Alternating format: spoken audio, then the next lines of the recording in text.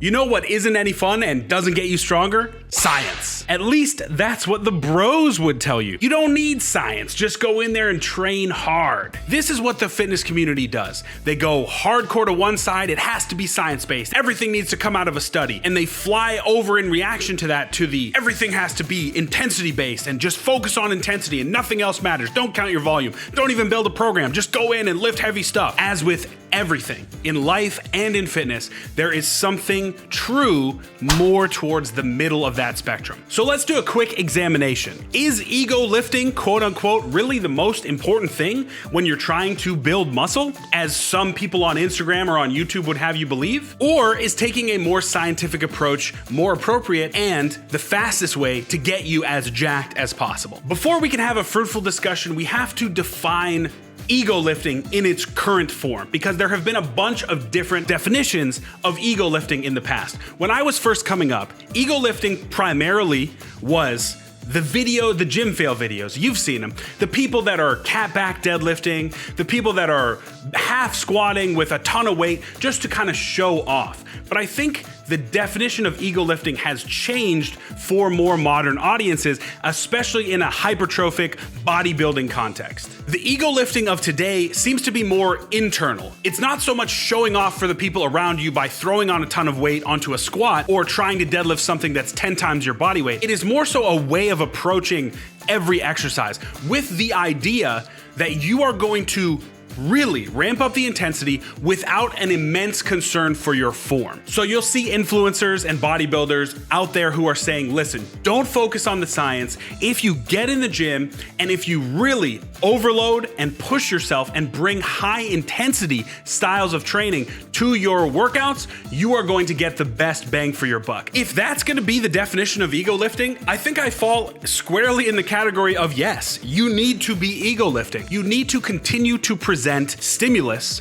to drive adaptation. If you go in and you're so focused on the science and you're just maybe adding another set here or a couple reps there, but you're not adequately pairing that volume with the intensity that you need, with the absolute load that you need to continue to drive growth, then of course you're wasting your time and you could use a little bit more ego lifting in your program. The major problem arises when we take one side or the other instead of taking them both in tandem. For some reason in the fitness space, you have to be in one camp or the other. You can't just sit in the middle. No press is bad press. I get it. If you're trying to become a fitness influencer or make a career out of making wild claims, then of course you would attach yourself ardently to one side of the argument. But the problem is that's not how body composition changes work. You have to look at the totality of evidence, not just scientific evidence, but also anecdotal evidence. There are a number of bodybuilding contestants, coaches, people just trying to get big who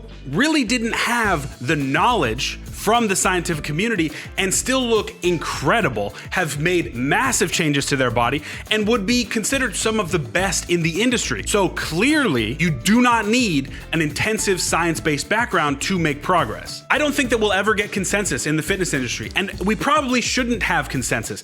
It is opposing opinions that continue to drive the sport and the science of building your body forward. If you've been on this channel very long, you know that almost anything works in terms of driving adaptation as long as it's done with a little bit of progressive overload. If you're introducing new stimulus, the body will adapt to that stimulus. Don't feel pressured into jumping on the bandwagon of full, pure science-based training or ego lifting just focused on intensity. Take the good things from both. That is what is going to provide you with the best framework to continue to get stronger and to continue to build muscle. Let's make this a little practical.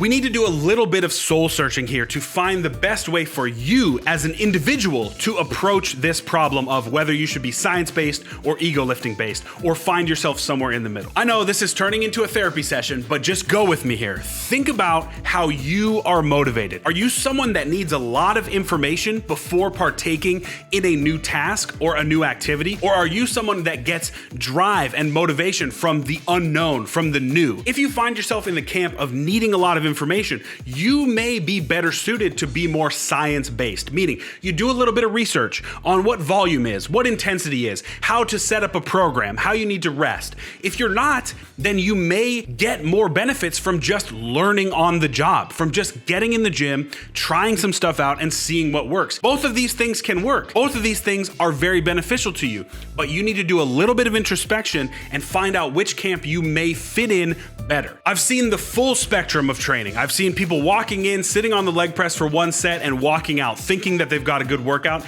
And I've seen dudes in the gym banging their head against the wall against 10 plates on the squat, doing 3 hours of work, walking out of the gym and feeling like that's the best way to do it. The answer lies somewhere in the middle, as with most things in life. I think a lot of people could benefit from increasing the intensity and the effort that they bring to the gym. And I also think some other people could benefit from understanding some fundamental concepts about how muscle is built. Does that mean that you should reset your training completely and start all over? No, you learn as you go. You continue to do the work, you continue to try things out, and you pick up different tips here and there as you go. That's the beauty of strength and hypertrophy training. And the great equalizer is time. Whether you're training with a science-based approach or an intensity ego lifting based approach, the more time you spend in the gym training in any way, the better it's going to be. So find something that you like. Find something that you can adhere to. If that means you're going in and you're doing 2 sets at high intensity, fantastic. If it means that you're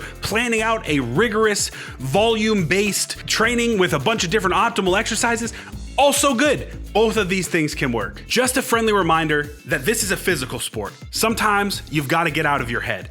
Go into the gym and train. Don't make any more excuses. Just go work. You will make adaptation. I promise you. Thank you guys so much for watching. If you enjoyed the video, if you got something out of it, go ahead and subscribe to the channel. We put out videos that help you get stronger every single week. Share the video around, help grow the community. If you want to learn how to pair nutrition with your preferred style of training, you can click on this video right here to fuel the machine. Thank you so much for watching. Get strong and stay strong.